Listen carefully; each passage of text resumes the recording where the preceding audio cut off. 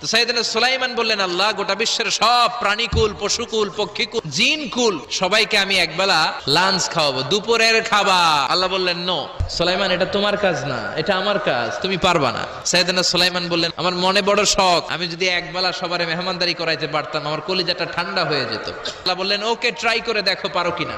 সাইয়েদনা সুলাইমান আলাইহিস সালামের অনুসারী ছিল জিনেরা। জিনের বাদশারে বলল, জিনের বাদশা, যাও সাগরের পাড়ে 40 কিলোমিটার জায়গার মধ্যে খাবারের আয়োজন করো। জিনের বাদশা বিশাল বিশাল ডেগ পাতিল নিয়ে সমস্ত জিনদেরকে নিয়ে রান্না বান্নার কাজ শুরু করলো। 40 কিলোমিটার ব্যাপী জায়গা নিয়ে খাবার তৈরি করা হচ্ছে। সব যখন রান্না শেষ, চলে এলো সেই মহেন্দ্রক্ষণ। ইন দ্য মিন টাইম সাগরের ভেতর থেকে এক বিশাল আকৃতির তিমি মাছ করে ডেকে বলল, সুলাইমান, খাবার দাও। উনি ঘোষণা দিলেন, যাও এটারে খাবার দাও।